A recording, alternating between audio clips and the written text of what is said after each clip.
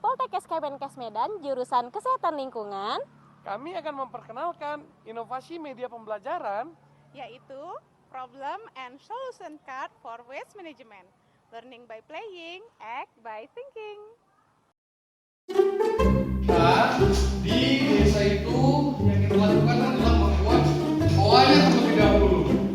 Jadi OA itu P, planning. Planning itu kita buat rencana terlebih dahulu.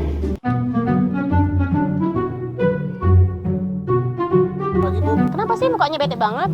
ya ginilah Gen Z zaman sekarang nih, susah banget belajarnya. Kerjaannya main HP, terus nggak konsen, bingung juga nih. Kok bisa? Kelas saya pan-pan aja tuh. Di kelas saya juga bagus, mereka kolaboratif dan berpikir kritis, semangat lagi. Oh iya, kok bisa ya? Pakai metode apa sih? Yuk kita lihat. Nah, ini dia metode yang saya pakai Bapak Ibu.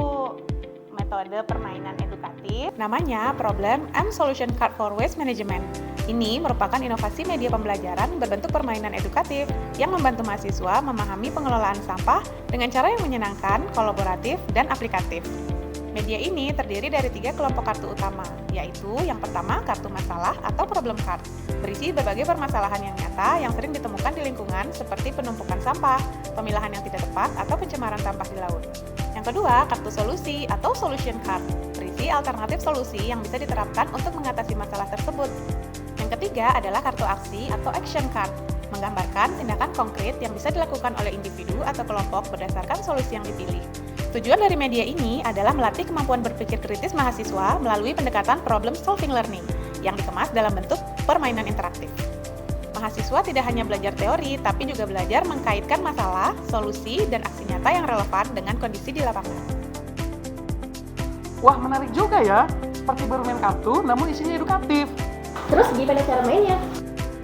Cara mainnya gampang banget. Mahasiswa dibagi jadi beberapa kelompok kecil. Kemudian mereka mengambil satu kartu masalah secara acak. Lalu mereka memilih solusi terbaik.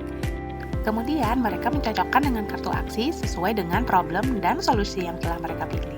Setelah itu, setiap kelompok mempresentasikan hasil diskusi beserta alasan yang mendukung solusi dan aksi yang mereka pilih.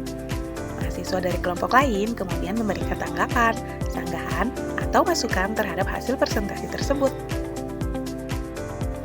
Wah, jadi semua mahasiswa bisa terlibat aktif ya? Tidak hanya yang sedang presentasi saja. Iya. Jadi memang itu tujuannya. Dengan cara ini, mahasiswa bisa diajarkan untuk berpikir kritis, menghargai pendapat orang lain, dan berani mengemukakan ide. Menurut saya, dengan adanya metode pembelajaran seperti ini, kelasnya jadi asik, kerjasamanya juga jalan, kita belajar sambil ketawa juga, dan tetap dapat ilmunya. Di mana kami itu di dalam metode ini saling merespon, saling menanggapi satu sama lain, sangat suka dalam metode pembelajaran dengan games ini. Melalui Problem and Solution Card for Waste Management, kita bisa menciptakan pembelajaran yang aktif dan bermakna. Mahasiswa jadi berpikir kritis, bekerja sama, dan paham cara mengatasi masalah nyata di lingkungan. Dan yang paling penting, mereka belajar dengan suasana yang menyenangkan dan tanpa tekanan.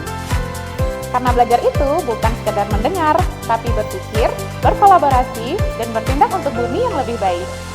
Demikianlah inovasi media pembelajaran dari kami. Saya Samuel. Saya Delisha Putri. Saya Restu Auliani. Mari kita ciptakan pembelajaran yang aktif, Kolaboratif. Dan menyenangkan. Bye.